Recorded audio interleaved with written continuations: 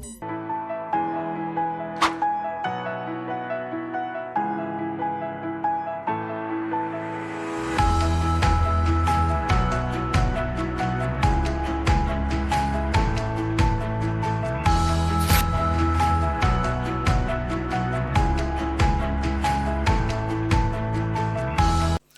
Everyone, welcome welcome welcome. कैसे हैं? Hopefully सब अच्छे होंगे बेटा। तो आज वाली क्लास में क्या होने वाला है? आज वाली क्लास में हम अपने लास्ट क्लास से आगे बढ़ने वाले। क्या मजाक है सर? मजाक नहीं है बेटा। स्टार्ट करने वाले अपने पास में memorandum of association and articles of association. हाँ बेटा हाँ, फिर से एक बार टॉपिक आपके आंखों के सामने आ चुका है कि एमओए क्या है, एओए क्या है, उसके ऑल्ट्रेशन के प्रोविजन कौन कौन से हैं, कैसे मेमोरेंडम या आर्टिकल्स का ऑल्ट्रेशन किया जाता है। नंबर 2, हम बात करेंगे अप्रूवल ऑफ सीजी के बारे में भी। मतलब इन शॉर्ट, सेंट्रल गवर्नमेंट की साइड से जो अप्रूवल की रिक्वायरमेंट पड़ती है ऑल्ट्रेशन के अंदर, या फिर सुन लो, जहां जहां पे आप लोगों ने सेंट्रल गवर्नमेंट के अप्रूवल की बात सुनी और पढ़ी है, वहां यही वाला रूल नंबर 30 अप्लाई होगा। सर बात करते हैं बिना वक्त गवाए। तो वर्कबुक तुम्हारे सामने है, वर्कबुक को यूज करेंगे और साथ में यूज करेंगे अपनी मास्टर बुक को। दोनों को यूज करके हमारे पास में अपने कंटेंट को ब्रेन में बिठा लेंगे। आइए बात करते हैं। तो गाइस, हमारा आज का जो टॉपिक हमारे पास में पार्ट हमारा हो चुका था। नेक्स्ट सेशन हमारा अपने पास में होने वाला, अपने पास आज वाला मेमोरेंडम और आर्टिकल्स के ऊपर। तो जो पार्ट यहां मेंशन है वही पार्ट वर्कबुक में आपके लिए पहले से तैयार है। आइए स्टार्ट करते हैं। और जहां जहां लिख रहे हैं वहां वहां वर्कबुक में ही लिखोगे आप लोग, ठीक है? आइए बात करते हैं।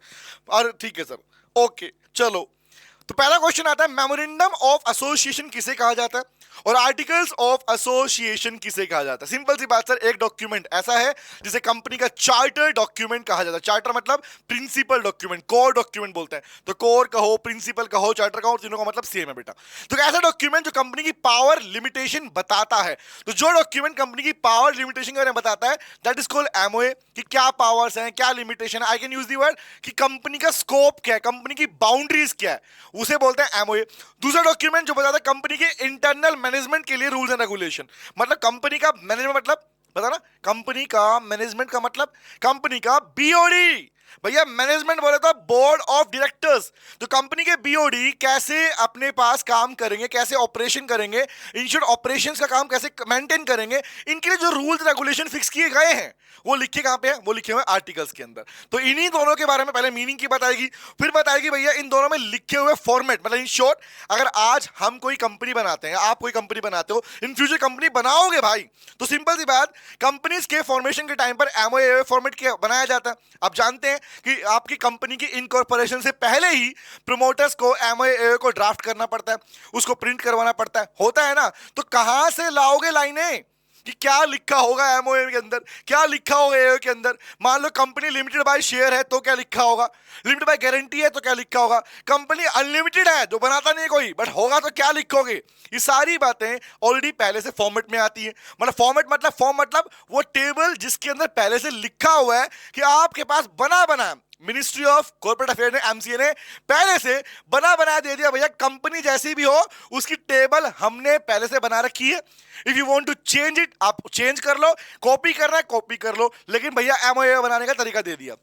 नंबर 1। नंबर 2, नंबर तीसरी बात करेंगे कि कौन कौन से कंटेंट लिखे हुए हैं। मतलब इन शॉर्ट, जो मेमोरेंडम का क्लोज है, मेमोरेंडम में क्लोज ऑफ मेमोरेंडम कहो या कंटेंट्स ऑफ मेमोरेंडम कहो, मतलब सेम है। इन शॉर्ट कहने का मतलब ये हुआ कि मेमोरेंडम में क्या क्या लिखा होता है, कौन कौन से क्लोज होते हैं, फिर इन्हीं क्लोज के ऑल्ट्रेशन की बात करते हैं।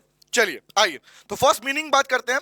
सुनो सुनो सुनो, पहला आया हमारे पास में मेमोरेंडम ऑफ एसोसिएशन होता क्या। चलिए, तो पहला क्वेश्चन क्या है बेटा? एमओए क्या है? MOA is a core document. तो इसे मैं कोर डॉक्यूमेंट कहूं, या लिखते रहना साथ में मेरी, या इसे बोलूं मैं चार्टर डॉक्यूमेंट, या इसी को बोलूं मैं principle document. Core document, charter document या प्रिंसिपल डॉक्यूमेंट, ये वो कंपनी का डॉक्यूमेंट है जिसे प्रमोटर्स बनाते हैं कंपनी की इनकॉर्पोरेशन को स्टार्ट करने से पहले, शुरू करने से पहले, उसके प्रोसेस के दौरान में, और ये सबमिट करना पड़ता है बीइंग ए डॉक्यूमेंट। आप पढ़ चुके हो ई एमओए, ई एओए, आईएनसी 33, आईएनसी 34, याद है? इलेक्ट्रॉनिक भरना हो तो, फिजिकल करना हो तब भी यही काम आता है भाई। सिंपल सी बात। आओ बात करते हैं। तो पॉइंट क्या है? कोर डॉक्यूमेंट विच स्टेट, जो बताता है the power and limitation the power and limitation of a company beyond which a company cannot operate, जिसके आगे जाके कंपनी ऑपरेट नहीं कर सकती। क्यों सर, क्यों ऐसा क्यों बोल रहे हो? क्योंकि सुनो ना यारो, अगर मान लीजिए मैं कहता हूं कंपनी की पावर एंड लिमिटेशन के बारे में जो डॉक्यूमेंट बताता है उसका नाम एमओए है, ठीक है? तो एक बात बताओ, सोचो, लगाओ दिमाग यहां पर कि पावर और लिमिटेशन को कंबाइनली क्या बोल सकता हूं मैं? क्या पावर एंड लिमिटेशन ही किसी चीज, किसी की बाउंड्रीज कहलाती है? नहीं कहलाती? कहलाती है। तो याद रखना, ये लिमिटेशन और ये पावर क्या कर सकती है कंपनी, क्या नहीं कर सकती, इसी को बाउंड्री कहते हैं। तो क्वेश्चन इज, अगर इससे बियॉन्ड जाके कंपनी काम करेगी तो क्या बोलोगे? इसी को बोलेंगे कंपनी अपनी बाउंड्रीज से बियॉन्ड जाके काम कर रही है। तो सोचो, एक टॉपिक आता है doctrine of ultra vires act. Ultra vires act में यही पढ़ते हैं कि सर कंपनी जब भी एमओए का वायलेशन करेगी अपनी बाउंड्री से आगे जाएगी, ultra vires, beyond the powers, इसका मतलब ये होता है। तो पॉइंट इज, अगर बियॉन्ड द बाउंड्री जाएगी तो भैया all such act will be termed as, क्या बोलेंगे उसे? अल्ट्रा वायरस एक्ट कहते हैं। और ultra vires act clearly void declare किए गए हैं क्योंकि उसकी कंपनी की पावर के अंदर वो इंक्लूड नहीं होता, याद है? तो बियॉन्ड द पावर जाएंगे, मतलब बियॉन्ड द बाउंड्री जाएंगे, that will be termed as ultra vires act, जिसका हम पढ़ने वाले हैं अलग से भी हमारे पास में, ठीक है भैया? नंबर 1। नंबर 2 पे आता हूं। नंबर 2, आर्टिकल्स किसे बोला गया भैया? आर्टिकल्स ऑफ एसोसिएशन की बात कर ले तो ऐसा डॉक्यूमेंट जो बताता है rules and regulation for internal management of A company. मेरा क्वेश्चन तो भाई इसके ऊपर है कि जब बार बार ये वर्ड मेरे सामने आएगा मैनेजमेंट, इसका मतलब क्या होता है? सर इसी को बोलते हैं बोर्ड ऑफ डायरेक्टर। कितनी बार बताओगे? इतनी बार बताऊंगा कि अपने आप याद हो जाएगा, इसलिए बताने वाला हूं। तो बीओडी को ही कंपनी का मैनेजमेंट कहा जाता है। तो डायरेक्टर्स कैसे काम करेंगे, वो इंटरनली मैनेजमेंट कैसे, इंटरनल मैनेजमेंट कैसे संभालेंगे, उसके लिए जो रूल्स रेगुलेशन दिए गए हैं उस जिस डॉक्यूमेंट में लिखे हुए हैं उस डॉक्यूमेंट को कहा जाता है बेटा आर्टिकल्स ऑफ एसोसिएशन। क्लियर है? तो ये हो गया मीनिंग ऑफ आर्टिकल और मीनिंग ऑफ मेमोरेंडम। दूसरा वर्ड और सुन लो, एमओए को शॉर्ट में लिखने का तरीका भी कंपनी एक्ट ने दिया है, मतलब अपनी चॉइस से नहीं है। ये नहीं कि आप किसी भी लॉ के अंदर किसी भी वर्ड के एब्रीवेशन यूज कर सकते हो, जो एब्रीवेटेड वर्ड हमें यूज दिए गए हैं हम उन्हीं को यूज कर सकते हैं। तो बोर्ड को बीओडी बोलो, मैनेजमेंट बोलो, मतलब सेम है, you can use that. Same ऐसे ही मेमोरेंडम एमओए को आप पूरा लिख सकते हो या फिर शॉर्ट में, अगर आपको सिर्फ मेमोरेंडम वर्ड भी कहीं लिखा मिलेगा, याद रखना, तो उसका मतलब भी एमओए होता है। अगर आपको कहीं पे स्पेसिफिकली आर्टिकल लिखा मिलेगा तो ये आर्टिकल इंटर्नशिप की बात नहीं कर रहा आपसे, आर्टिकल का मतलब ही एओए है बेटा। चले, पहला पार्ट क्लियर हो गया। अब आता हूं दूसरे पार्ट के ऊपर। दूसरा पार्ट हमारे पास में साथ साथ में वर्कबुक ओपन रखना बेटा, ठीक है? जहां लिखवा रहा हूं लिखते रहना, ओके? चलो, दूसरा वर्ड आया forms of MOA and form of AOA. दोनों मैंने साथ में लिखा कि तुम्हारे साथ में डिफरेंस भी तुम्हें समझता आता रहे, ठीक है? पहला बात समझो, क्या होता है फॉर्म का मतलब? मैंने क्या बोला कि भाई जब कंपनी का इनकॉर्पोरेशन किया जाता है उस टाइम पर अगर मान लो किसी को नहीं पता कि भैया कौन कौन से पार्ट लिखने होते हैं, कौन कौन से कंटेंट लिखने होते हैं एक एमओए एओए के अंदर, तो उसके लिए पहले से बना बनाया एमओए एओए होता है जिसे बोलते हैं standard format of MOA and standard format of AOA, ठीक है? वो कौन कौन सा है, इन टेबल के नाम याद कर लो, एग्जाम में अलग से बड़ा क्वेश्चन तो नहीं पूछ सकता, बट हाँ ये पॉसिबिलिटीज है बेटा कि आपसे इसके ऊपर एमसीक्यू क्वेश्चन पूछा जा सकता है। आपसे पूछ सकता है कि बताओ भैया if company is limited by share तो उसके लिए कौन सा एमओए का टेबल फॉलो होगा, एक company is limited by guarantee और हैविंग शेयर कैपिटल तो उसके लिए कौन सा एओए फॉलो होगा, टेबल कौन सी होगी, ये पूछ सकता है। तो टेबल को डिवाइड किया बेटा, यहां पे देख लो कौन कौन सी टेबल है। Number 1 A B C D E, ऐसे नहीं बोला, A B C D E F G H I J, ये डिवाइड की गई है। ए से लेके ई तक की टेबल एमओए के रिगार्डिंग है, एफ से लेके जे तक की टेबल एओए के रिगार्डिंग है। नीचे लिखा हुआ कंटेंट में ज्यादा डिफरेंस नहीं है, बस यहां पर इनको इंटरचेंज कर दिया गया इस पार्ट के अंदर। आओ बात करते हैं। तो पहला पार्ट क्या है, सुनो सुनो सुनो। नंबर 1, टेबल नंबर ए उन कंपनीज के लिए एमओए बताती है जिन कंपनी कौन सी, लिमिटेड बाय शेयर। अगर कंपनी लिमिटेड बाय शेयर है you can use this table. दूसरा, अगर कंपनी लिमिटेड बाय गारंटी है नॉट हैविंग शेयर कैपिटल, तो भैया बी टेबल फॉलो होगी। बट अगर कंपनी लिमिटेड बाय गारंटी ये बना रहे हो बट हैविंग शेयर कैपिटल, अगर शेयर कैपिटल भी इशू करने वाले हो उसके अंदर, तो केवल C will be followed. Fourth same as like unlimited company बना रहे हो, शेयर आपके पास शेयर कैपिटल नहीं रखने वाले, तो आपके पास डी फॉर्मेट फॉलो होगा। ये याद रखना, ए किसके लिए, बी किसके लिए, सी किसके लिए, डी किसके लिए, ई किसके लिए, ठीक है। अगर आपने ए याद रख लिया तो बी और सी क्लियर हो गया, डी और ई क्लियर हो गया। दोनों के अंदर कंपनी सेम है बट नीचे वर्ड लिखा है not having share capital, having share capital, ठीक है। तो सेम ऐसे ही ई वाला किसके लिए, company unlimited but having share capital.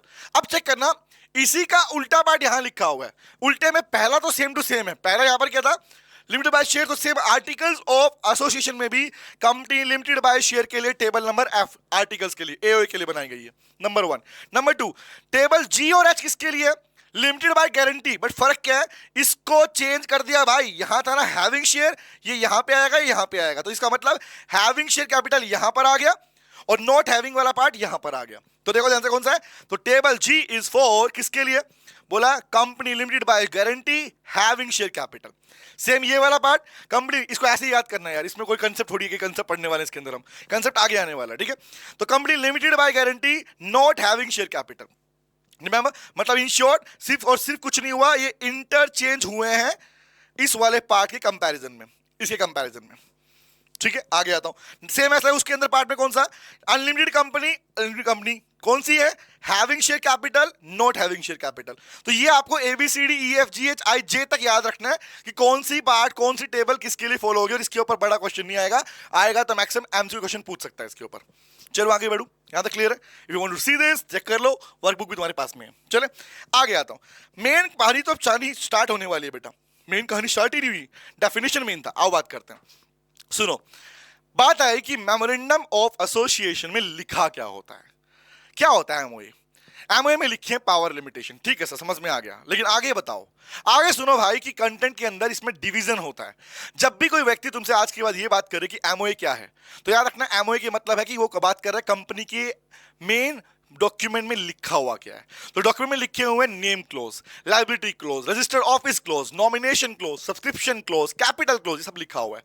आओ बताता हूं। तो पहला हमारे पास में आता है कि sir contents of MOA, contents of MOA, MOA के कंटेंट क्या क्या है, ठीक है। सुनना, हालांकि आप इंटर वाले पार्ट में, इंटर लेवल के पार्ट में ऑलरेडी पूरा पार्ट सीख चुके हो, पढ़ चुके हो, पूरा डिटेल में करवा चुका हूं, मतलब आपकी प्रिपरेशन 2 कदम आगे चल रही है बाकी बच्चों से, ये मेरी श्योरिटी है, जो बच्चे पहले पढ़ चुके हैं इंटर वाले पार्ट में। अब बताओ जिन्होंने नहीं भी पढ़ा कोई दिक्कत नहीं, इसलिए उनको पूरा पढ़ा रहा हूं स्टार्टिंग से, ठीक है।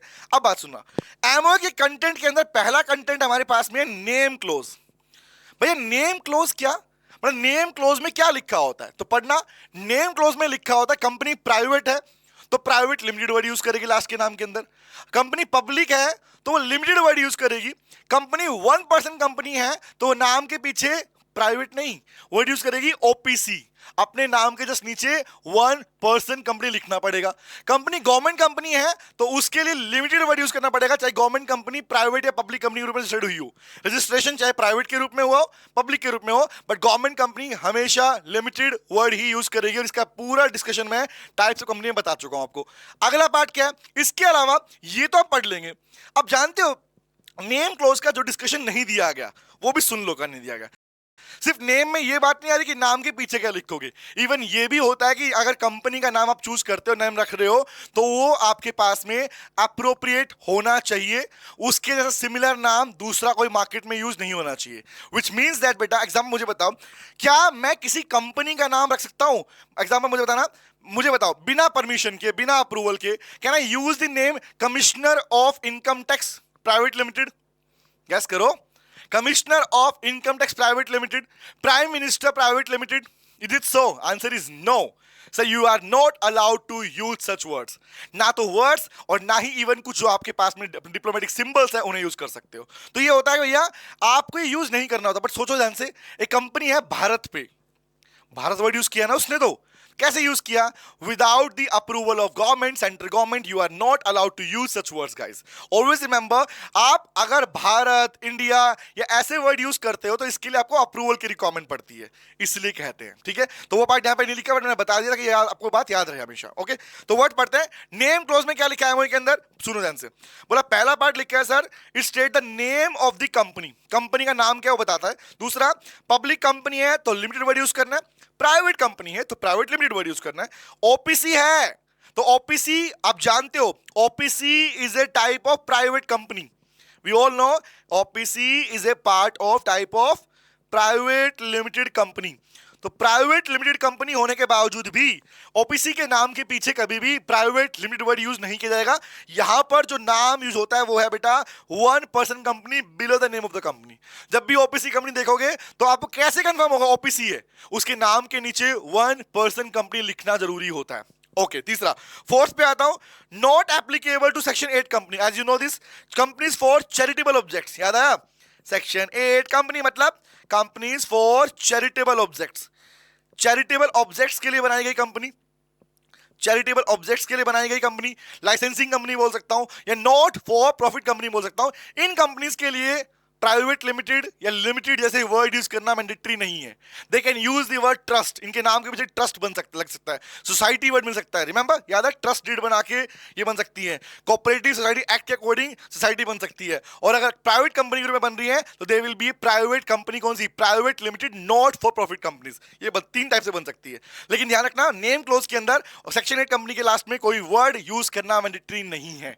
अपार्ट फ्रॉम दिस इसके अलावा कौन सा बोला भैया? Government company shall use the word limited, याद रख ये मैंडेटरी है भाई।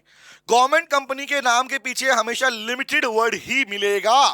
और आप जानते हैं गवर्नमेंट कंपनी कौन सी होती है? वो कंपनीज जिन कंपनीज के अंदर 51% या उससे ज्यादा का paid up share capital held with state government, central government या पार्शियल स्टेट और पार्शियल सेंट्रल गवर्नमेंट। गवर्नमेंट के पास जिसका 51% ज्यादा का स्टेक है, चाहे सेंट्रल गवर्नमेंट का पूरा है, स्टेट गवर्नमेंट का पूरा है, या फिर दोनों में पार्शियल है, कुछ इसके पास कुछ उसके पास में, the company will be termed as government company. और गवर्नमेंट कंपनी मुझे बताओ, गवर्नमेंट कंपनी कोई प्राइवेट कंपनी भी हो सकती है, पब्लिक कंपनी भी हो सकती है। इन शॉर्ट मतलब एग्जांपल के लिए इसका मतलब क्या? इसका मतलब ये हुआ कि अगर कोई प्राइवेट कंपनी है तो उस प्राइवेट कंपनी के अंदर अगर गवर्नमेंट ने 51% पेड अप कैपिटल ले लिया तो क्वेश्चन है now this private company is a government company. तो अगर ये प्राइवेट कंपनी गवर्नमेंट कंपनी बन गई, अगर ये प्राइवेट कंपनी गवर्नमेंट कंपनी बन गई तो अब ये अपने नाम के पीछे प्राइवेट लिमिटेड वर्ड यूज नहीं कर सकती, इसे वर्ड यूज करना पड़ेगा बेटा लिमिटेड लिमिटेड लिमिटेड। तो वही लिखा भी मैंने मेंशन भी किया इसके ऊपर कि भैया वेदर गवर्नमेंट कंपनी रजिस्टर्ड और नॉट या प्राइवेट रूप में इसको लिमिटेड वर्ड ही यूज करना पड़ेगा। Is it clear guys? आगे बढ़ूं, अगला पार्ट। तो first close is called name close बोलते हैं। अब इसी के बारे में इसके ऑल्टरेशन की बात करेंगे, पहले पूरा कंटेंट पढ़ लेते हैं। चलें ओके चलो आगे बढ़ते हैं। यहां तक क्लियर है गाइस? बोलो बोलो बोलो, यहां तक समझ में आ गया? आगे आता हूं। अगला पार्ट हमारे पास में है situation close. Sir situation close कोई और भी नाम है इसके? गैस करो नाम क्या है इसका, अज्यूम करो कि नाम क्या है इसके।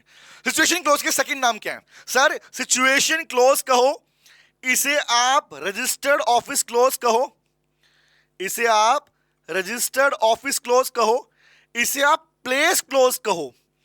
कंपनी एक्ट के अंदर रजिस्टर्ड ऑफिस प्लेस क्लोज का मतलब ही है situation office close. It means बेटा जब कंपनी बनाई जाती है, इट मींस जब कंपनी बनाई जाती है तो कंपनीज के इनकॉर्पोरेशन के टाइम पर आप उसका एड्रेस मेंशन करते हो, याद है ना? कंपनी के लिए आप उसका एड्रेस मेंशन करते हो, तो वो एड्रेस जो वहां पे लिखते हो, दैट परमानेंट एड्रेस जो आप मेंशन करते हो, दैट एड्रेस वही जो यहां पे लिखा होता है, मतलब in short name of the state, name of the state. Let's suppose, ऐसे नहीं रट्टा नहीं मारेंगे, प्रैक्टिकल देखो मैं दिखाता हूं। सो हमें पढ़ा, मैंने बोल रहा हूं भैया पढ़ा इंटर में पढ़ लिया हम लोगों ने इस पार्ट को, फिर भी एक क्लैरिटी तुम्हें देता हूं। लेट्स सपोज मैं कुछ कंपनी खोलता हूं, ठीक है? लो मेरे सामने गूगल पे खोल रहा हूं मैं, गूगल ओपन हो जा। मैंने यहाँ पे नाम यूज किया रिलायंस इंडस्ट्रीज लिमिटेड। तुम किसी भी कंपनी का नाम टाइप कर लो, यहाँ पे एग्जांपल RIL टाइप कर लिया, एग्जांपल लो भैया मैं लिखता हूं भारतीय एयरटेल, नाम बदलता हूं, बार बार कहते हो है ना, हमेशा एयरटेल रिलायंस यूज करते हो, मैं भारतीय एयरटेल खोल रहा हूं, ठीक है? तो एयरटेल कंपनी की बात खोल रहा हूं, चेक करना, एयरटेल गूगल खोल रहा हूं, गूगल एयरटेल कंपनी खोलते ही तुम साइड में चेक करो, यहां पर दिस पर्टिकुलर एरिया साइड वाला क्या लिखा हुआ है? कौन फाउंडर, कहां है हेडक्वार्टर? ये जो हेडक्वार्टर लिखा हुआ है ना भाई, ये हेडक्वार्टर ही कहलाता है रजिस्टर्ड ऑफिस स्टेट। तो क्वेश्चन ये आया रजिस्टर्ड ऑफिस क्लोज में क्या लिखा होता है? बोला लिखा होता है sir name of the state, name of the state along with the full address, पूरा एड्रेस भी मिलता है, पूरा स्टेट और पूरा एड्रेस में मेंशन होता है। रिमेंबर, ये गूगल का पार्ट है, इसमें यहाँ पे क्या मिला आपको, नेवल स्टेट यहाँ पे मेंशन मिला आपको। क्लियर है गाइस? ओके, तो पॉइंट मेरा ये निकल के आया कि जो हम बात कर रहे हैं रजिस्टर्ड ऑफिस क्लोज के बारे में, वो क्या है कि भैया कंपनी का प्लेस कौन है, प्लेस कहां पे है। तो क्या बोलते हैं, दिस क्लोज क्या बता रहा है, दिस क्लोज स्टेट्स दैट, क्या बताता है पढ़ना, shall state the name of this state, आपका स्टेट का नाम बताता है। क्योंकि आप जानते हो किसी भी स्टेट के आरओसी के पास जाके आप उस स्टेट में जितनी भी कंपनी रजिस्टर्ड हुई हैं उसके बारे में इंफॉर्मेशन ले सकते हो। तो स्टेट का नाम से आप आइडिया मिला पाओगे कि इसका मुझे एड्रेस कहां मिलेगा, इसकी इंफॉर्मेशन कहां मिलेगी, इसका एमओए कहां मिलेगा, इसका एओए कहां से मिलेगा।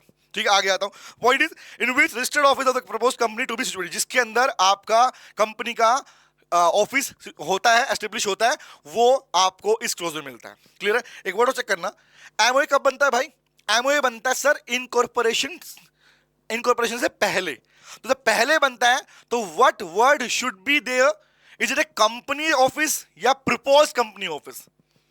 गैस करो क्या पूछा हूं मैंने, पूछा आप लोगों से, अज्यूम करना इस बात को इस टाइम पे, क्या मैंने पूछा आप लोगों से इस टाइम पे कि सर कौन सा वर्ड यूज करूं, एमओए तो पहले बनता है। तो क्वेश्चन इज, एमओए अगर पहले बनता है तो कंपनी तो बनी नहीं है, कंपनी तो बाद में बनेगी, तो what word should be there, propose company या ओनली कंपनी? कंपनी तब यूज करूंगा जब कंपनी इनकॉर्पोरेट हो चुकी है। तो वर्ड ध्यान रखना, इसलिए वर्ड मेंशन किया प्रॉपर्ली यहां पे कि प्रपोज वर्ड यूज होगा। नंबर 2, तीसरे पे आता हूं बेटा, third is called object close. अब भैया किस ऑब्जेक्टिव से कंपनी बनाई गई, किस ऑब्जेक्टिव से कंपनी बनाई गई? टेलीकॉम कंपनी है, कौन सी कंपनी है, हेल्थ केयर का कौन सी कंपनी है, रिमेंबर एक प्रोफेशनल काम सर्विसेज वाली कंपनी है, कौन सी कंपनी बना रहे हो? तो आपकी कंपनी का जिस ऑब्जेक्टिव होता है ना, जो एम, जिस पर्पस के लिए कंपनी बनाई गई, वो भी इसमें लिखा होता है। और याद रखना, इनमें से किसी भी क्लोज के अंदर जो लिख रहे हो, आपने बना दिया, अगर उसको फॉलो नहीं किया, उसका वायलेशन किया, that will be treated as violation of MOA, violation of powers, violation of boundaries. और जब एमओए का वायलेशन होता है बेटा, तो याद रखना साक्षात रूप से आपके सामने प्रकट होता है NCLT, national company law tribunal, और वो आपको करेगा पनिश, आपको मतलब कंपनी को भी और डायरेक्टर्स को भी। आगे आता हूं, तो बात करते हैं ऑब्जेक्ट में क्या लिखा होता है। बोला सिंपल सी बात, it's a state the objective the propose company is to be incorporated. ये वो ऑब्जेक्टिव बताएगी जिसके लिए कंपनी को इनकॉर्पोरेट, कंपनी को रजिस्टर्ड किया गया। तो इनकॉर्पोरेट किया गया, या I can use the word जिसके लिए कंपनी को रजिस्टर्ड किया गया, ये वो बताएगा। आगे आता हूं, fourth is D close. D में क्या है, लायबिलिटी क्लोज। पढ़ चुके हो, टाइप ऑफ कंपनी में पूरा बता चुका हूं, विद एग्जांपल समझाया था, विद प्रॉपर तुम्हें दिखाया था। अब बात करता हूं लायबिलिटी क्लोज क्या है भैया। मैं अक्सर क्वेश्चन पूछता हूं, दोबारा पूछता हूं आप लोगों से, अज्यूम करता हूं, अज्यूम करना, जब मैं पूछता हूं रोक के सोचना कि इस बारे में आंसर क्या आना चाहिए। गाइस लायबिलिटी क्लोज की बात कर रहा हूं, क्या कंपनी की लायबिलिटी होती है कोई? बताना, क्या कंपनी की कोई लायबिलिटी होती है? कंपनी तो आर्टिफिशियल पर्सन है, क्या कंपनी की कोई लायबिलिटी होती है? कोई कहेंगे नहीं, कोई कहेंगे हाँ हाँ नहीं, हाँ नहीं, बट सोचो, सोचो एक बार। यस बेटा, कंपनी की लायबिलिटी होती तो है, बट कौन सी होती है? Liability of company will be decided by the status of liability of its member.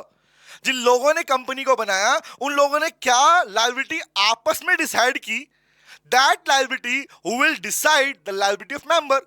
अगर जो मेंबर जिन्होंने कंपनी को बनाया, अगर उन्होंने डिसाइड किया था कि हम तो सिर्फ अपने अमाउंट शेयर तक ही कंट्रीब्यूशन के लिए ही लायबल रहेंगे, जो अनपेड अमाउंट है उसके लिए लायबल रहेंगे, that means they are talking about limited by share. अगर उन्होंने डिसाइड ये किया था कि हम तो भैया कंपनी के बंद होने पर एक गारंटीड अमाउंट पे करेंगे खाली, और कुछ पे नहीं करेंगे, that means they are talking about limited by guarantee. या अगर उन्होंने डिसाइड किया था कि कंपनी में कुछ भी नुकसान हुआ, घर की प्रॉपर्टी बेच देंगे भाई, सारा रोड पे आ जाएंगे हम लोग, हमें कुछ नहीं करना, सारी प्रॉपर्टी बेच के सब लोग सारे के सारे रोड पे आ जाएंगे हम लोग, अगर ऐसा है, that means they are talking about unlimited company where the liability of the member is personal, मतलब उनकी पर्सनल असेट्स को यूज किया जा सकता है। तो वह क्लोज भी आपके एमओए में मेंशन होता है। तो क्या पढ़ना, नंबर 1 इज क्या बोल रहा है, it shall state the liability of the member whether limited और अनलिमिटेड। लिमिटेड है या लिमिटेड है, लिमिटेड में दो पार्ट पढ़ते हो आप, लिमिटेड बाय शेयर और limited by guarantee, by guarantee. आगे दूसरा पॉइंट क्या बोल रहा है, if the company limited by share, MOA shall state the amount unpaid on share. अगर कंपनी लिमिटेड बाय शेयर है तो एमओए क्या बताएगा, एमओए बताएगा कि भैया कितनी अमाउंट अनपेड चल रही है उनके ऊपर, ठीक है, आगे आता हूं। If company limited by guarantee, MOA बताएगा अमाउंट ऑफ मेंबर, अमाउंट कौन सी, the amount members undertake the liability, जिस अमाउंट को पे करने के लिए मेंबर्स ने लायबिलिटी ली है, अंडरटेक्स द लायबिलिटी, लायबिलिटी ली है कि हाँ हम पे करेंगे। कब पे करते हैं, पढ़ा हम लोगों ने, डिटेल में पढ़ा इस पार्ट के बारे में। क्या गारंटी वाले पार्ट में लायबिलिटी कब पे करेंगे, to be paid at the time of winding up, company बंद हो तब करना पड़ता है, या फिर और लिख लो, और या तो ये या फिर ये, या तो ये या फिर ये, कौन सा, with in 1 year membership expire होने के बाद में। अगर किसी मेंबर ने मिसकंडक्ट किया, you can also right the word, ये कब पे करना पड़ता है, ये 1 साल वाली कंडीशन कब के लिए, लिख लो, इसके बारे में नोट कर लो, ये कब के लिए बेटा, तब है, बोलूंगा in case of misconduct, in case of misconduct या fraud by any member which result in loss to the company, जिसकी वजह से उस कंपनी को नुकसान हो रहा है बेटा। तो ऐसे केस के अंदर 1 साल का टाइम मिलता है कि 1 साल के अंदर अपनी गारंटीड अमाउंट पे कर दो। नंबर 2, तो ये दोनों किसके थे, फर्स्ट केस सेकंड केस, दो केस किसके, all the 2 cases belongs to limited by guarantee, limited liability, all this belongs to limited company. Number 1। Number 2 क्या था, 3 कौन था, अनलिमिटेड वाला पार्ट क्या है कि लायबिलिटी पर्सनल होने वाली है आपके पास में, ठीक है। तो third one is called personal liability. तो why I am using the word, लिख लो यहां पे, नोट भी कर लो साथ में। अनलिमिटेड मतलब क्या है भाई, इसका मतलब है members personally liable, members will be held personally liable. Members की लायबिलिटी अब ऑप्शन नहीं है, they will be held personally liable guys. चलो आगे बढ़ू, यहां तक क्लियर है, done done done done, okay, note हो गया। You can write, you if you wish to write you can write that बेटा।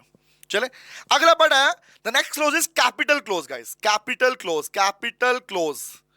क्या बोलता है, कैपिटल क्लोज कब भर रहे हो आप, क्या मेंशन कर रहे हो उसके अंदर, आप बता रहे हो आपकी ऑथोराइज कैपिटल कितनी है, आप बता रहे हो आपने अपनी ऑथोराइज कैपिटल को कितने पार्ट में डिवाइड किया है, ऑथराइज का कितना पार्ट इशू किया है, कितना सब्सक्राइब्ड है, कितना पेड अप है, कितना कोल्ड अप है, ये सब बताते हो।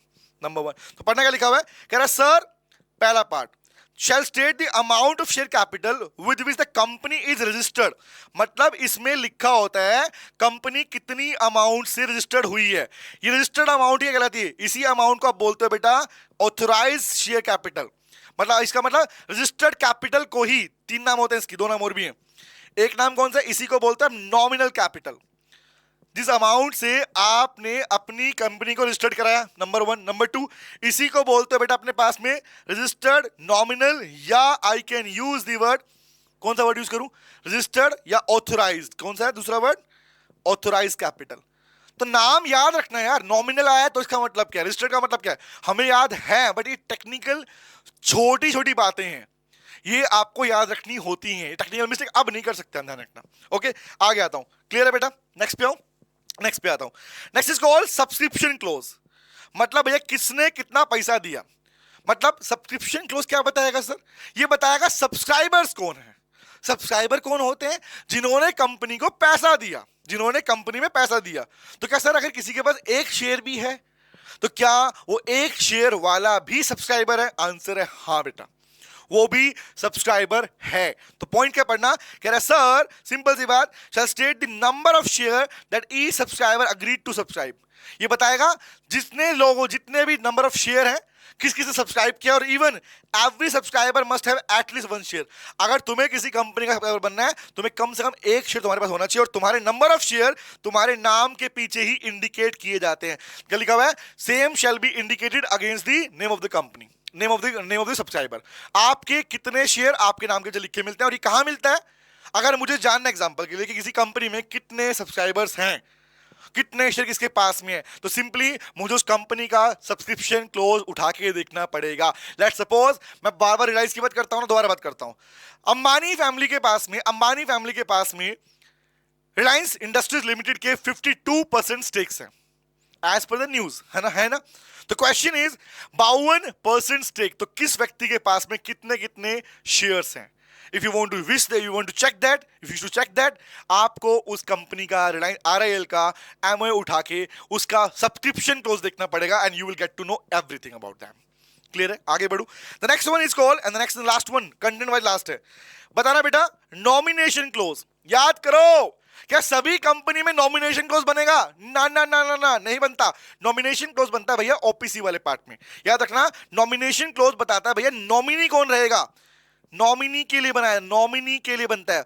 और नॉमिनी कहां मैंडेटरी अपॉइंट करना? ओपीसी में मैंडेटरी है सर नॉमिनी, याद आया? और नॉमिनेशन क्लोज के लिए फॉर्म कौन सा है? Form number INC 2।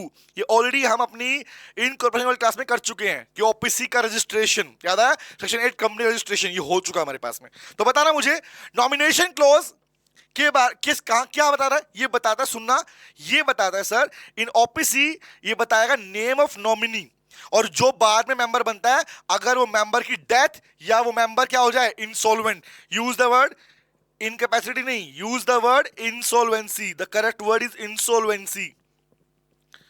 इंसॉल्वेंसी कि वो बाद में डेथ या इंसॉल्वेंसी के केस के अंदर that member the nominee will become the member. और यहां पे हमने इसके रिगार्डिंग बहुत सारे एडिशनल प्रोविजन सीखे थे, विड्रॉल के बारे में, अपॉइंटमेंट के बारे में, नॉमिनेट के बारे में, ROC के बारे में, ये पूरा पढ़ चुके हैं। ठीक है, तो बेटा ये होता है हमारा खत्म कौन सा, कि clauses of MOA. MOA clause कौन कौन से हैं? अब मैं शुरुआत करूंगा कि अगर एमओए के इन क्लोजेस को ऑल्टर करने की बात आती है, कि लेट्स सपोज, सोचना, देखो अब ऐसे अज्यूम करना, ऐसे सोचना और ऐसे पढ़ने के याद भी करना आपको इस पार्ट को।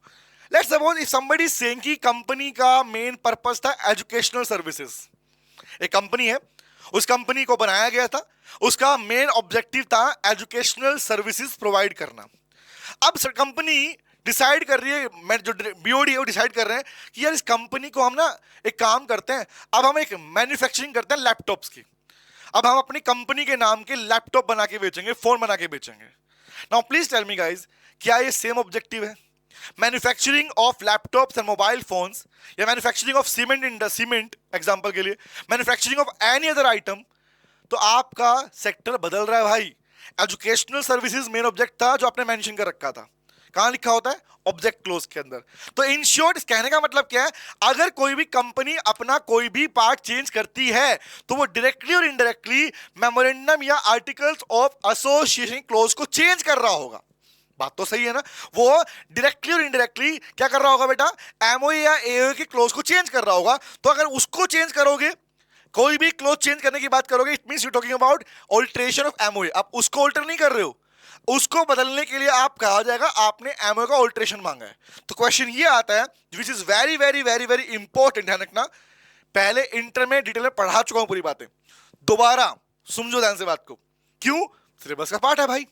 ठीक है, तो जिन्होंने नहीं पढ़ा, फर्स्ट टाइम पढ़ रहे हैं इस पार्ट को, गाइस मैं बता दूं, फर्स्ट टाइम तो नहीं पढ़ रहे नॉर्मली, बट अगर फर्स्ट टाइम इस चीज को यहां से पढ़ रहे हो कि कैसे पढ़ना है, ये एक एक एलिमेंट, एक एक प्रोविजन मोस्ट इंपॉर्टेंट है। अब भी एग्जामिनर फाइल में इसके ऊपर क्वेश्चन पूछता है, ध्यान रखना। तो पढ़ते हैं क्या बोल रहे हैं, बात करते हैं ऑल्टरेशन ऑफ एमओए के बारे में। तो ऑल्टरेशन मतलब क्या है भाई? ऑल्टरेशन मतलब चेंज की बात कर रहा हूं कि मेमोरेंडम को चेंज करने का क्या तरीका है। तो खाली ये नहीं लिखोगे एमओए को चेंज करने का तरीका नहीं है, यहां बात करोगे एमओए को चेंज का मतलब क्या है? एमओए को चेंज का मतलब है क्लोजेज ऑफ एमओए। एमओए बदलना मतलब क्या है? आप बात कर रहे हो क्लोजेज ऑफ एमओए। क्लोजेस को कंटेंट भी कहा जाता है, कंटेंट्स ऑफ एमओए। तो it means you are talking about alteration of clauses of MOA. अब बात कर रहे हो तो आपको हर एक पार्ट अलग अलग पढ़ना है, हर एक की रिक्वायरमेंट अलग अलग है बेटा। चले तो आइए पहला पढ़ते हैं, इसमें लिख भी लो, it is very very important guys, it is very very very very very very very important. सुना ध्यान से बात को। पहला है हमारे पास में, बोला सबसे पहला है ऑल्टरेशन ऑफ नेम क्लोज। ऊपर नेम ही लिखा था पहले हमने। अब बताओ, कंपनी अपने नाम को बदलना चाहती है। एक प्राइवेट कंपनी पब्लिक कंपनी बनना चाह रही है, पब्लिक प्राइवेट बनना चाह रही है। ठीक है, दूसरा पॉइंट, कंपनी अपने नाम को ही बदलना चाहती है एग्जांपल के लिए। तो उसके लिए नाम मतलब अपना फर्स्ट टाइम बदलना चाह रही है, अपना सफिक्स बदलना चाह रही है। दोनों केस के लिए क्या प्रोविजन होगा? तो नाम बदलने का मतलब क्या हुआ?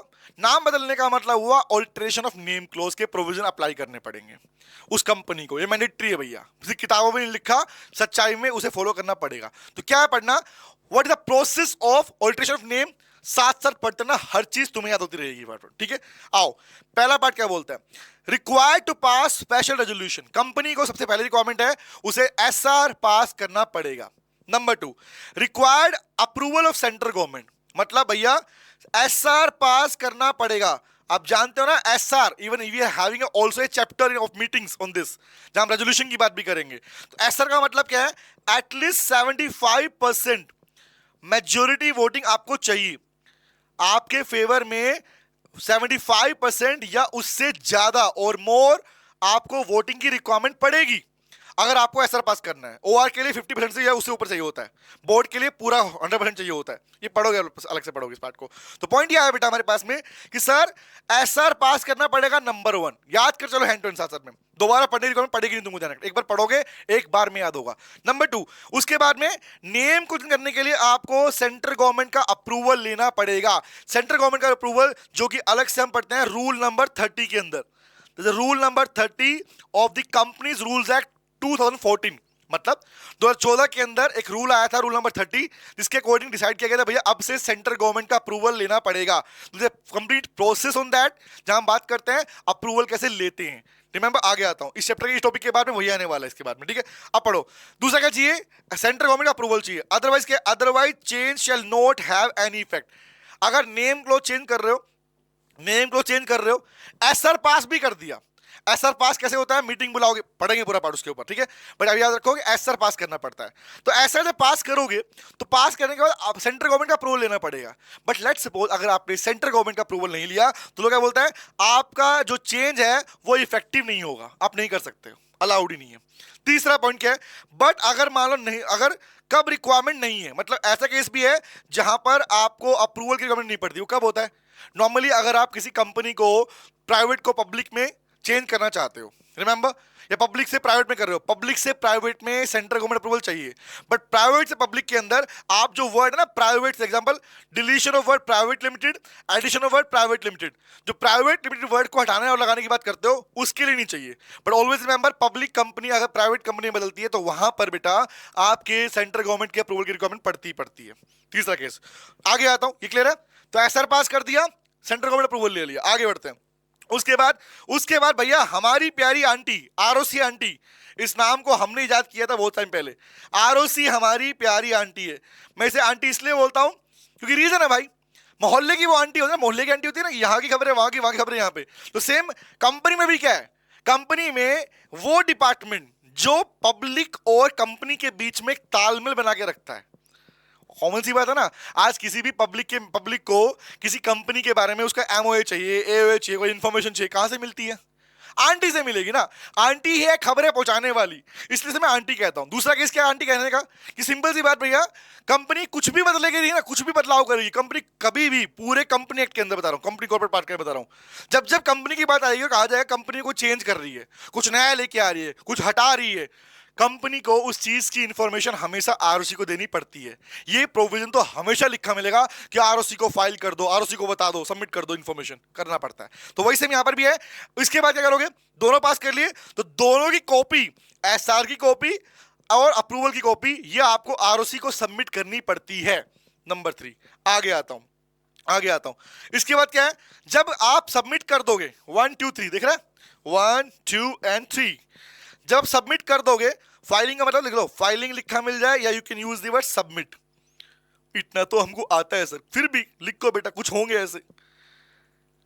फाइलिंग या सबमिट कर दिया, सबमिट करने के बाद क्या होगा? अब क्या होगा? आरओसी आफ्टर वेरिफिकेशन, आरओसी आपके उस पार्ट को, उन कॉपीज को वेरीफाई करेगा कि सच में अप्रूवल मिला नहीं मिला, सच में एसआर पास किया नहीं किया। जब अप्रूवल मिल जाएगा तो आरओसी वेरीफाई करने का क्या करेगा?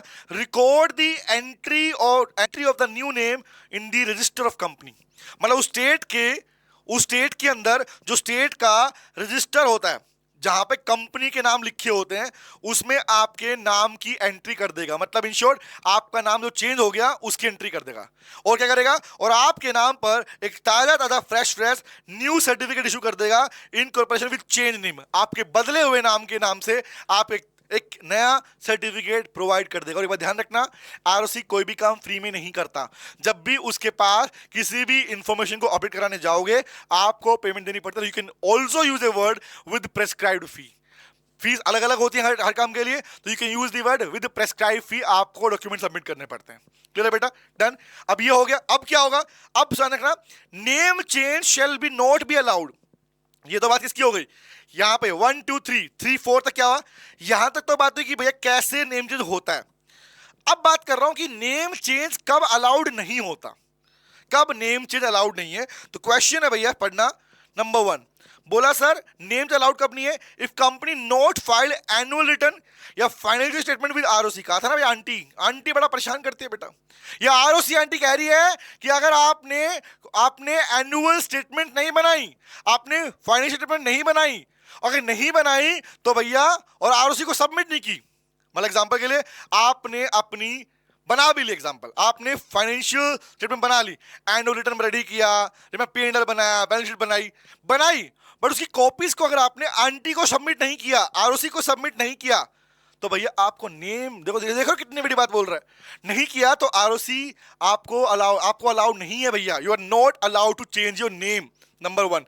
नंबर 2, अगर आप फेल हो गए, अगर आप fail to repay the amount of deposit, example मान लो आपकी कंपनी कोई डिबेंचर होल्डर थे, कोई डेटर थे, एग्जाम क्रेडिटर थे, आपके पास मांगने वाले, पैसा मांगने वाले लोग थे, आपने डिपॉजिट का पैसा, डिबेंचर का पैसा, इंटरेस्ट का पैसा इनके ऊपर अगर पे नहीं किया तो भी आपको नेम चेंज अलाउड नहीं है। लेकिन आपको एक बात ध्यान रखना, लो हमेशा चांस ऑफ बीइंग हर्ड देता है, कंपनी को भी देता है, मेंबर्स को भी देता है।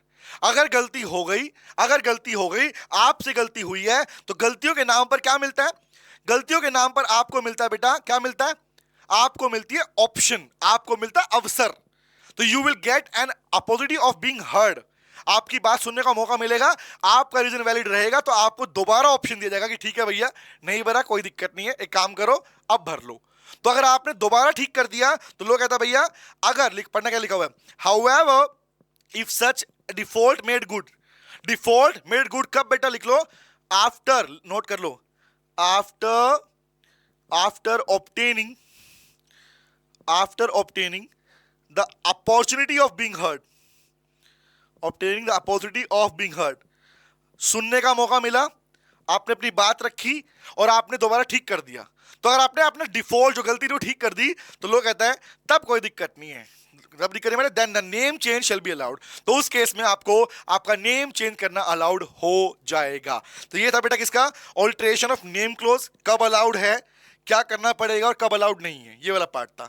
और जो प्रॉपर वर्कबुक आप देख रहे हो, इसी वर्कबुक का पूरा पार्ट एज इट इज यहां पर मैंने मेंशन किया है कि एमओए का पार्ट पढ़ लिया हम लोगों ने। तो एमओए क्या है, सेक्शन नंबर 2 सब सेक्शन 56 में डेफिनेशन डिफाइन किया गया, सेम फॉर्म्स डिफाइन की गई 4 सेक्शन 6 के अंदर। तो फॉर्म में ए बी सी डी कौन सी है, रिमेंबर। उसके बाद में नेम क्लोज क्या है, कंटेंट हम पूरा पढ़ चुके हैं कि कंटेंट के नाम पर क्या कुछ यहां पर हमारे पास में कंटेंट वाला पार्ट हमारे पास हो गया। उसके बाद देखो नेम क्लोज जो पूरा पढ़ा वही की वही है, नेम क्लोज कौन सा है, let me show you, name close. उसके बाद में सिचुएशन क्लोज वाला पार्ट हो गया, ऑब्जेक्ट क्लोज, लायबिलिटी क्लोज, ये पूरा अभी हम लोगों ने पढ़ लिया। Capital close, subscription close, nomination close, और साथ में हमने स्टार्ट किया ऑल्ट्रेशन सेक्शन नंबर 13 के अकॉर्डिंग। तो वहां पर अभी हमने फर्स्ट पार्ट कवर कर लिया है, हमने फर्स्ट पार्ट यहां पे कवर किया, कौन सा, alteration of name close, alteration of name close. अब ऐसे हम करेंगे ऑब्जेक्ट क्लोज, लायबिलिटी क्लोज, सारा पढ़ने वाला है हमारे पास में, ठीक है। ओके आगे बढ़े, बोलो बोलो बोलो, आगे बढ़े, चलो आगे बढ़ते हैं। नेक्स्ट पार्ट कौन सा हमारे पास में, फर्स्ट क्लियर, दूसरे पे आता हूं, ऑल्ट्रेशन ऑफ ऑब्जेक्ट क्लोज। अब तो एक बात समझना, ऑलमोस्ट सारे सिमिलर हैं, सेम नहीं है। तो नेम क्लोज अलग से पढ़ लिया, याद कर लो उसको, नेम क्लोज अलग हमारा हो चुका है। दूसरा पढ़ना, दूसरे पार्ट में आया number 2 alteration of object close. अगर कोई कंपनी अपना ऑब्जेक्टिव बदलना चाहती है, मैं कुछ दिन पहले बात किया आप लोगों से, एक कंपनी एजुकेशनल सर्विसेज छोड़कर अपने ऑब्जेक्ट को बदल रही है, सीमेंट बनाने को लेके, टेलीफोन बनाने को लेके, मोबाइल बनाने को लेके। तो क्वेश्चन, आपका ऑब्जेक्ट बदल रहा है, ऑब्जेक्ट अगर बदल रहा है तो उसके लिए ऑल्ट्रेशन चाहिए, लोग के अकॉर्डिंग आपको अपना ऑब्जेक्ट ऑल्टर करना पड़ेगा। क्या तरीका है, आओ पढ़ लो क्या तरीका है। तरीका है पहला, सेम तरीका, required passing of special resolution, ये रिक्वायरमेंट नंबर 1, आपको रेजोल्यूशन पास करना पड़ेगा, वो भी कौन सा, एसआर वाला। Number 2, if company raised money from public, लेकिन अगर आपकी कंपनी एक लिस्टेड कंपनी थी, सुनना है कब के लिए बोल रहा है, this particular provision is for, you can write this बेटा, if the company was a listed company, अगर कंपनी लिस्टेड कंपनी थी और कंपनी ने पैसा रेज किया था मार्केट से, कंपनी लिस्टेड कंपनी थी और उसने पब्लिक से अगर पैसा रेज किया था बाय इशूइंग प्रोस्पेक्टस, और आप जानते हो बेटा प्रोस्पेक्टस के थ्रू जब पैसा इशू करके आप सिक्योरिटी इशू करते हो तो भैया उसको आप कहते हो पब्लिक ऑफर। तो you can also use the word अगर कंपनी ने पब्लिक ऑफर करके पैसा रेज किया था और अगर अभी तक वो पैसा यूटिलाइज नहीं हुआ, क्योंकि एज पर द प्रोविजन जो पैसा आप जिस चीज के लिए लेते हो पब्लिक से वो उस सेगमेंट में लगाया जाता है, वो वहां पे यूज होना चाहिए। बट क्या बोला, ना तो आपने पैसा यूज किया, ना कोई काम कर रहे हो, ना रिफंड किया। तो लोग कहता है भैया अगर आपने पैसा रेज किया, लिखा हुआ and if money remains unutilise, और पैसा अभी भी अनयूटिलाइज है, यूज नहीं हुआ, तो लोग कहता है भैया सिंपल सी बात है, company is not allowed to alter the object. उस केस में कंपनी को अलाउड नहीं है अपने ऑब्जेक्ट को ऑल्टर करने के लिए। याद रहेगी बात।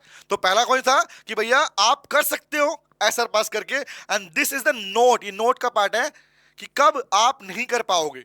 पैसा रेज किया था, अभी तक यूज नहीं किया तो आपको अलाउड नहीं है। सिंपल सी बात ना, एक बात सोचो, कभी मन में क्वेश्चन है क्यों ऐसा होता है, थिंक अबाउट दिस, सोचो क्यों होता है।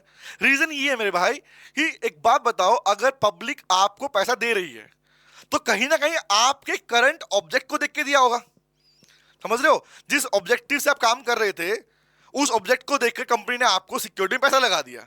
अब पैसा लेके आप बोल रहे हो हम तो चेंज करने वाले हैं, तो हमें दो कंडीशंस आती हैं। अगर आप या तो क्या करो, पैसा रिफंड कर दो, दूसरा होता है या अपने सभी जो डिबेंचर होल्डर्स हैं, क्रेडिटर्स हैं, उन सबसे कंसेंट लो, सहमति ले लो कि ठीक है भैया हम इस पार्ट को यहां यूज करने वाले हैं। तो इसके लिए रिक्वायरमेंट है आपको पब्लिक नोटिस देना पड़ता है, दुनिया को बताना पड़ता है कि आप पैसा कहां यूटिलाइज करने वाले हो, क्या पर्पस था, क्या रीजन है ऑब्जेक्ट चेंज करने का। आओ पढ़ते हैं। तो यहां तक क्लियर है फर्स्ट पॉइंट। तो फर्स्ट एसआर पास करना पड़ेगा, लेकिन पैसा कभी यूटिलाइज नहीं कर सकते। ये कब नहीं कर पाओगे, अब आएगा कब कर पाओगे। तो अगर मान लो एग्जांपल के लिए पैसा रेज भी किया था, अब क्वेश्चन क्या है, पैसा रेज भी किया था सिक्योरिटी के थ्रू और पैसा यूटिलाइज भी नहीं हुआ, तब क्या।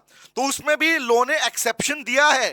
अनलेस का मतलब क्या है, अनलेस का मतलब बेटा कब कर सकते हो, कब कर सकते हो, क्या क्या भैया, क्या ऑब्जेक्ट चेंज, ऑब्जेक्ट ऑल्टरेशन,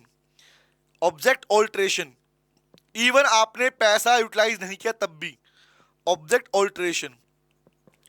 कब बेटा, पढ़ना, जो मैंने बोला वही पॉइंट है। Number 1, company publish details and justification in such alteration in 2 newspaper.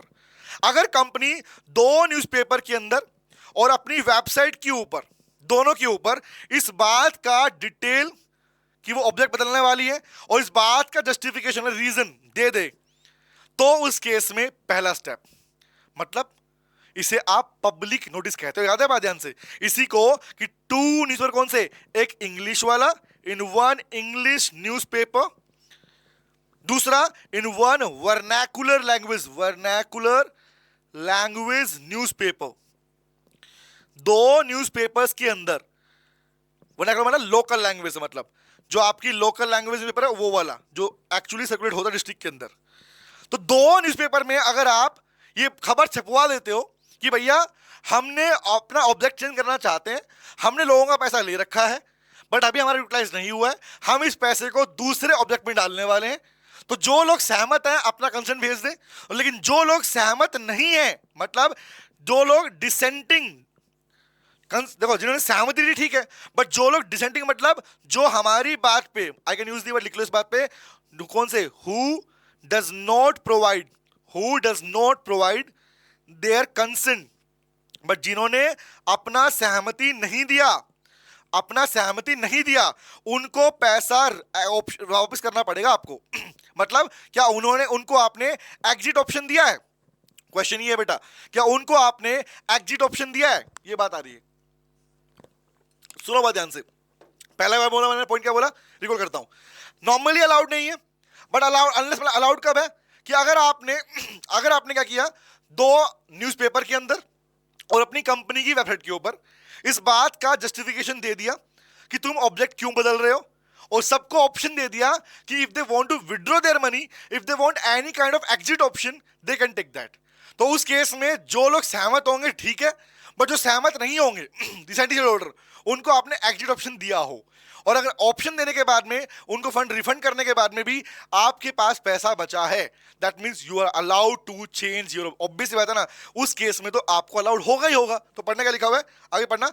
उसके बाद तो बोलूंगा जब ये हो जाएगा तो you can use the word company, लिख लो, नोट करो, कंपनी इज अलाउड, जब करने के बाद company is allowed to change या ऑल्टर इट्स ऑब्जेक्ट क्लोज। ऐसे केस में कंपनी अपना ऑब्जेक्ट क्लोज चेंज कर सकती है मेरे भाई, ये बात ध्यान रखना। ऐसे केस में कंपनी अपना ऑब्जेक्ट क्लोज चेंज कर सकती है। डन है, आगे बढ़ू। अगला आया सेम कहानी वही वाली, ये बात अलग हो गया। अब दूसरा पॉइंट क्या था? फर्स्ट था एसआर पास करना, दूसरा कौन सा है? वही सेम कहानी कि भैया एसआर की कॉपी आरओसी आंटी को दे दो, अदरवाइज ऑल्ट्रेशन कभी इफेक्टिव नहीं होगा। भैया ये खून पीने वाला भाई, सीरियसली आरओसी। ऑलवेज रिमेंबर, अगर आपने सब कुछ कर लिया बट आरओसी को नहीं बताया ना, ये वो फूफा बुआ आंटी है जो रूस के बैठेगी और ये बात नहीं मानेगी। ये रूस के बैठ गई, तुम्हारा काम रोक देगी, वहीं की वहीं ध्यान रखना। नंबर 2, नंबर 3, उसके बाद में within 30 days to ROC, 30 दिनों के अंदर आरओसी क्या करेगा? Shall register the alteration. अगले 30 दिनों के अंदर आरओसी क्या करेगा? आपके ऑल्ट्रेशन रजिस्टर करेगा और आपके नाम पर एक ताजा तरह फ्रेश सर्टिफिकेट आपको इनकॉर्पोरेशन का इशू कर देगा along with the object change. क्या अब आपको लिख देगा, वहां मेंशन कर देगा कि भैया आप कंपनी का ऑब्जेक्ट ये नहीं रहा, ये वाला हो गया। तो ये है बेटा तरीका कौन सा? ऑब्जेक्ट को ऑल्टर करने का। This is the pattern of changing the object clause. क्या ये क्लियर हो गया? क्या हर एक बात तुम्हें याद रहेगी? सेम तुम्हारी मास्टर बुक में मेंशन किया हुआ है, नेम क्लोज का पूरा पार्ट यहां मेंशन किया। सेम एग्जांपल ऑब्जेक्ट क्लोज का भी मैंने पूरा पार्ट यहां मेंशन किया है बेटा। नंबर 2, ठीक, आगे बढ़ू, आगे चले, आगे आते हैं। अब आया तीसरा, alteration of situation close, and it is very very very very very important. It's not about only inter में इंपॉर्टेंट था, यहां फाइल में इंपॉर्टेंट नहीं है, ऐसा नहीं है बेटा। This particular topic, this particular provision, this particular alteration is very very very very very important at both the levels, दोनों लेवल के ऊपर इंपॉर्टेंट है। आओ बात करते हैं। तो तीसरा हमारा कौन सा है? ऑल्ट्रेशन ऑफ रजिस्टर्ड ऑफिस या सिचुएशन क्लोज बात करते हैं। तो सिचुएशन क्लोज कहूं, रजिस्टर्ड ऑफिस क्लोज कहूं, मतलब सेम है, बट यहां पर ना दो कहानियां आती है। सुनना, एक कहानी जो किताबों में लिखी जाती है, कहानी लिखी नहीं जाती है, बट क्वेश्चन पूछता है उसके ऊपर। आप जब अपना ऑफिस चेंज कर रहे हो तो दो बातें हैं। पहली बात तो है, क्या एक स्टेट से सेकंड स्टेट में जा रहे हो, दैट मींस इंटर स्टेट आप शिफ्ट कर रहे हो। दूसरा, या आपकी स्टेट सेम है। क्यों सर? क्या पहली क्लास याद है आपको? फर्स्ट क्लास में हमने बात की थी कि इंडिया में कितने आरओसी हैं, कहां कहां पे एक आरओसी है, कहां कहां 2 आरओसी है, और कहां कहां पे तो 7 स्टेट का एक अकेला आरओसी है। याद करो, महाराष्ट्र में 2 आरओसी हैं, मुंबई एंड पुणे। सेम आपके पास में केरला, तमिलनाडु की बात करता हूं, वहां भी 2 आरओसी है, चेन्नई एंड कोयम्बटूर। याद आया? तो स्टेट थोड़ी बदली, स्टेट तो एक ही रही। तो ऐसी 2 स्टेट की, इन 2 स्टेट में खासकर प्रॉब्लम आती है कि अगर सेम स्टेट में आरओसी, सेम स्टेट में 2 आरओसी हैं और वहां पर एक जुरिस्डिक्शन से एक कंपनी उठ के दूसरी जुरिस्डिक्शन में जा रही है, पर आरओसी तो बदल रहा है, स्टेट नहीं बदल रही, तो किसका अप्रूवल लगेगा? लेकिन अगर स्टेट बदल रही है तो किसका अप्रूवल लगेगा? ये बात ध्यान रखना बेटा, ये बताया भी था मैंने। अगर स्टेट बदलती है तो you need the approval of centre government as per rule number 30। बट अगर स्टेट नहीं बदलती, you need the approval of regional director, क्योंकि जोन बदला है आपका, स्टेट नहीं बदली है। तो जोन जब बदल रहा है तो जोन के लिए क्या करते हो? जोन के पार्ट में आपको रीजनल डायरेक्टर का अप्रूवल लेना होता है। ये बात याद है, पढ़ा था फर्स्ट क्लास के अंदर हमारे पास में। ओके, आगे बात करते हैं। तो पॉइंट आया कौन सा? Alteration of situation close. आओ समझते हैं। तो सेम, ऑलमोस्ट पूरी कहानी सेम चलेगी, बस कुछ पार्ट अलग आएगा बीच के अंदर। कौन सा वाला? कि भैया आप बदल रहे हो तो उस केस में आप जो आपके डिसेंडिंग शेयर होल्डर्स हैं, क्रेडिटर्स वगैरह हैं, उनसे अप्रूवल लो, कंसेंट लो, सहमति लो, प्रोविजन बनाओ, क्योंकि आपके 2 आरओसी इनरोल हो रहे हैं, वो बातें आती हैं। इसलिए ये टॉपिक बनता है हमारे पास में। It is very very important. So कहीं पे इंपॉर्टेंट में लिख दो, है बेटा, इट इज मोस्ट इंपॉर्टेंट। समझे? चलो बात करते हैं। पहला, सुनो सुनो सुनो भाइयों, पहला question, passing of SR is required. पहला क्वेश्चन तो वही है भैया, स्पेशल रेजोल्यूशन पास करना पड़ेगा। एक बात ध्यान रखना, मेमोरेंडम के किसी भी क्लोज को चेंज करने के लिए, एक्सेप्ट कैपिटल क्लोज, सिर्फ कैपिटल क्लोज को चेंज करने के लिए ऑर्डिनरी रेजोल्यूशन चाहिए होता है। दैट मींस 50% और लेस देन 75%। और आपको अप्रूवल चाहिए होता है वोटिंग का। लेकिन बाकी सबके अंदर मेजोरिटी, कम से कम मिनिमम 75% मेजोरिटी चाहिए वोटिंग की, तभी एसआर पास करना पड़ता है आपको। नंबर ठीक है, तो पहला पॉइंट है, इसके लिए भी आपको क्या चाहिए, एसआर पास करना पड़ेगा, स्पेशल रेजोल्यूशन पास करना पड़ेगा। नंबर टू पे आओ। नंबर टू कौन सा, required approval of CG. Central government का अप्रूवल लेना पड़ेगा if office changes from one state to another state. अगर ऑफिस एक स्टेट से सेकंड स्टेट में जा रहा है, you need the approval of central government as per rule number 30। लेकिन यहीं पे लिख दूं, बट क्या करें, लेकिन किंतु परंतु बंधु क्या, बट अगर विद इन सेम स्टेट, लिख लो विद इन सेम स्टेट, अगर ऑफिस चेंज हो रहा है तो लिखो approval of regional director, approval of RD लिख दो शॉर्ट में, आरडी इज रिक्वायर्ड। तो उस केस में आपको अप्रूवल सीजी का नहीं चाहिए, आरडी का चाहिए होता है बेटा, याद रखिए बात। उस केस में आपको अप्रूवल से आगे से चाहिए, आपको अप्रूवल चाहिए बेटा रीजनल डायरेक्टर का बेटा। डन है, ओके आगे बढ़ू। आगे नंबर 2 हो गया, नंबर 3 पे आता हूं। अब कह रहा है सीजी सेल डिस्पोज ऑफ, जब आप अपने पास में, सुनना जो ये लाइन लिखी जा रही है, किसकी लाइन लिखी जा रही है, it is not a third point नहीं है, ये इसी का पार्ट है मेरे भाई। This part belongs to this one, मतलब ये इसी की कैटेगरी है कि अप्रूवल लेना पड़ेगा। तो इसके अंदर नोट का पार्ट है कि अप्रूवल लोगे तो क्या कंडीशन है, क्या बोला, सेंट्रल गवर्नमेंट का अप्रूवल चाहिए एक स्टेट सेकंड स्टेट के अंदर। तो अप्रूवल के पार्ट में क्या आता है, इवन ये पूरा पार्ट डिटेल में हम अपनी इससे नेक्स्ट से पढ़ने वाले हैं, बट यहां समझ लो क्या होता है। सेंट्रल गवर्नमेंट का अप्रूवल मांग रहे हो भाई, तो सेंट्रल गवर्नमेंट बोलती है कि as per the provision, as per the companies act और as per the rule number 30, central government को आपकी एप्लीकेशन को, आपकी अप्रूवल मांगने की एप्लीकेशन को 60 दिनों के अंदर अंदर डिस्पोज ऑफ करना पड़ता है। मतलब क्या हुआ सर इसका, डिस्पोज ऑफ मतलब अप्रूव नहीं, अप्रूव और रिजेक्ट। भाई अपना डिसीजन सेंट्रल गवर्नमेंट को देना ही देना पड़ता है 60 डेज के अंदर, कि whether central government approve your application और रिजेक्ट योर एप्लीकेशन। ये टाइम लिमिटेशन है और इसी टाइम लिमिटेशन में आपके पास में काम किया जाएगा। हालांकि approval of central government is now, जो ये अथॉरिटी है, ये अप्रूवल की अथॉरिटी अभी रीजनल 2019 के बाद में ये रीजनल डायरेक्टर को सौंप दी गई थी, सौंप दी गई है। कौन के लिए, कि 2019 से पहले, सुन लो काम की बात सुन लो अभी यहाँ पे, 2019, ये रोक के सुना रहा हूं, ये रुक जाना इसके लिए, 2019 से पहले, अमेंडमेंट 2019 से पहले जितनी भी सारी कंपनीज ने अप्लाई किया हुआ था और आज तक अप्रूव नहीं हुआ, अभी भी उनका अप्रूवल रीजनल डायरेक्टर ही करेगा। सेंट्रल गवर्नमेंट ने तो ये पावर 2019 के बाद अपने हाथ में ली है बेटा, ये बात ध्यान रखना। चले आगे बढ़ता हूं, तो पॉइंट आया, central government dispose of the application with in 60 days. ये टाइम भी याद रखना, इस पे आपसे अलग से एमसीक्यू क्वेश्चन पूछ सकता है, कितने दिन के अंदर सेंट्रल गवर्नमेंट डिस्पोज ऑफ करता है। डिस्पोज ऑफ का मतलब क्या होता है, लिख लो, डिस्पोज ऑफ बोले तो भैया दो बातें, सेंट्रल गवर्नमेंट में अप्रूव, में लिखना, में मस्ट नहीं, में अप्रूव और रिजेक्ट, वो आपकी एप्लीकेशन को अप्रूव और रिजेक्ट कर सकता है। अप्रूव कर दे कोई बात नहीं, अलाउड ही हो गया, बट रिजेक्ट कर दे तो उस केस में भी आपके पास में ऑप्शन होता है NCLT, you can appeal to the national company law appellate tribunal, वहां अपील करोगे, वहां पे ऑप्शन मिल जाता है आपको प्रॉपर दोबारा से। ठीक है आगे बढ़ता हूं, आगे पढ़ना। एंड कह रहा बिफोर पासिंग दी ऑर्डर, और सेंट्रल गवर्नमेंट ये जो अप्रूवल देता है ना आपको, अगर मान लो अप्रूव कर भी रहा है, लाइक सपोज सेंट्रल गवर्नमेंट अगर आपके पास में अप्रूव या रिजेक्ट कर भी रहा है, तो अप्रूव करने से पहले सेंट्रल गवर्नमेंट कुछ चीजें और इंश्योर करता है। कौन सी चीजें पढ़ना, पहली चीज, सेंट्रल गवर्नमेंट अप्रूव क्या करता है, कंसेंट ऑफ क्रेडिटर, कि क्या कंपनी ने जितने सारे क्रेडिटर थे उनकी सहमति ली है, नंबर 1। नंबर 2, क्या कंपनी ने sufficient provision to discharge debt of by the company, क्या कंपनी ने सबके लिए सफिशिएंट प्रोविजन बनाए।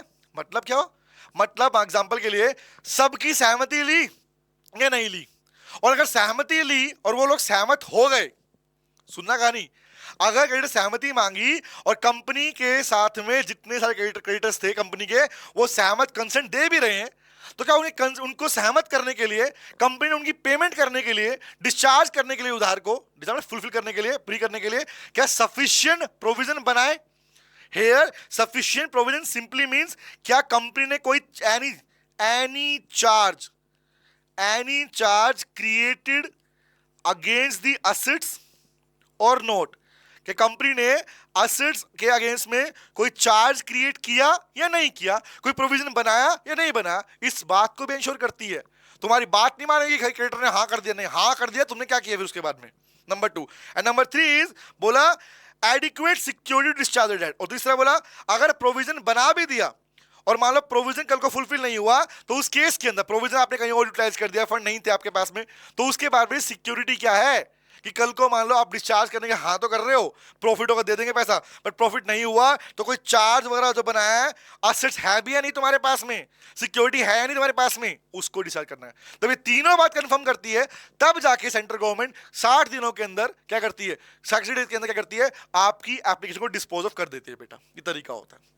चल आगे बढ़े, हालांकि इसके ऊपर और दिन पढ़ने वाले हमारे पास इसके अलावा, ठीक है आगे बढ़ू, आगे आता हूं। उसके बाद बोला ये हो गया नंबर 1 नंबर 2, अभी आएगा नंबर 3।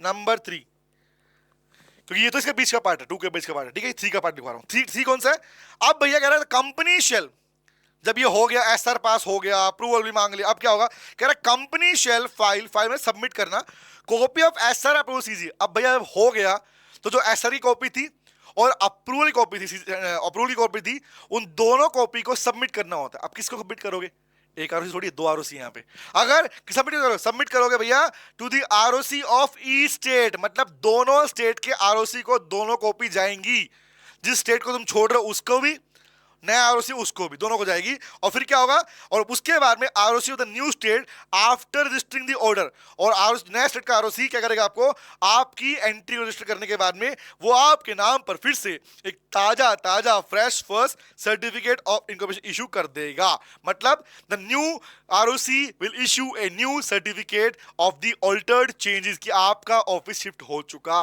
है।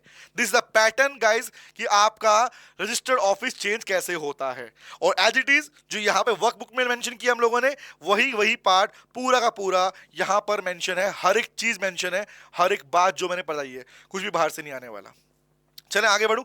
उसके बाद में अपने पास में अब देखो ये 3 पार्ट मोस्ट इंपोर्टेंट थे, नेम क्लोज, ऑब्जेक्ट क्लोज और अपने पास रिजोल्व क्लोज। इसके अलावा कैपिटल क्लोज पढ़ते हो आप शेयर कैपिटल वाले पार्ट के अंदर, वहां पढ़ाएंगे इसके बारे में, पर याद रखना ओआर रिक्वायरमेंट होता है उसके regarding. But point very very जो इंपॉर्टेंट पॉइंट यहां बताया, अदर क्लोज का क्या सर, लायबिलिटी क्लोज, नॉमिनेशन, इनमें क्या है, इनके लिए कॉमन पैटर्न है भाई। मतलब जिस तरह से ऑब्जेक्ट क्लोज आपने ऑल्टर किया था ना, जो तरीका ऑब्जेक्ट क्लोज का था, एसआर पास करो, कॉपी दो है उसकी मीटिंग किसकी आरओसी को, वो same pattern will be followed for other clauses, whether liability, subscription. लेकिन आपसे पूछता नहीं है, क्वेश्चन पूछता है आपसे इन 3 के रिगार्डिंग पूछ सकता है, रिमेंबर। बट या आपसे कुछ पूछेगा, अगर क्वेश्चन मन में आया तो लायबिलिटी नहीं पढ़ाया आपने, ये वाला पार्ट नहीं आया, क्योंकि रीजन इसकी स्पेसिफिक वही सेम प्रोविजंस हैं जो ऑब्जेक्ट क्लोज लिखा भी यहां पे, like alteration object clause, all the provision will be same for alteration of other clauses. Example लिखा पढ़ना, एसआर पास करना पड़ेगा, रिमेंबर। दूसरा, और आपको जो सेम तरीका था कौन सा, ऑब्जेक्ट क्लोज का, वही फॉलो करना पड़ेगा। बट मैंने बोल दिया एक्सेप्शन क्या है, capital close, because capital close के अंदर आपको ओआर पास करना पड़ता है। ओआर जिसका मतलब होता है बेटा कि आपको 50% और उससे ज्यादा, बट लेस देन 75% वोटिंग चाहिए होती है। तो 50% से काम बनता है ओआर का। तो कैपिटल क्लोज को ऑल्टर करना मतलब increase in capital, decrease in capital, consolidation of capital, division of capital, remember, conversion of capital, वो सब किस में काउंट होता है, even including reduction of share capital, that is a part of capital close का alteration. और वहां पर आपको ओआर की रिक्वायरमेंट पड़ती है। एंड गाइज ये था हमारा ऑल्टरेशन का पूरा पार्ट। इसके बाद में in the next session will start from the approval of central government, जिसकी बातें बहुत सारी हैं, और इवन जहां पर पूरे कॉर्पोरेट लॉ के अंदर सेंट्रल गवर्नमेंट अप्रूवल की बात आई है, वहां पर यही वाला प्रोविजन फॉलो होगा। ठीक है, in the next session will continue the approval of central government. Central government की पूरी लिस्ट, खाली 2 लाइनें नहीं थी, पूरा टॉपिक इसके ऊपर, कौन सा फॉर्म होगा, क्या करना पड़ेगा, और यहाँ पे एक्सपर्ट्स कौन कहलाते हैं, सेक्शन नंबर 2 सब 38 के अंदर अब एक्सपर्ट किसको बोला गया, कौन अप्रूवल देगा, ये सब चीजें यहाँ पे मेंशन करेंगे। रिस्पॉन्स का बात करेंगे, ये पूरी बात हम पढ़ेंगे नेक्स्ट क्लास के अंदर। And will also continue the alteration of AOA, हम वहां पे पढ़ने वाले हैं। जब वो खत्म होगा तो will move to the doctrine of constructive notice, indoor management and ultra vires guys. तो ये पूरा पार्ट पढ़ने वाले हैं। तो next session will be on started, we will be start from, कहां से स्टार्ट होगा हमारा, अप्रूवल ऑफ सेंट्रल गवर्नमेंट से। तब तक के लिए बाय गाइस, टेक केयर, गाना गाओ जाओ, कौन सा, बाय बाय और टाटा, सी यू अगेन, और कल फिर मिलेंगे तेरे मेरे नैन। बाय बेटा, take care, bye, see you, bye.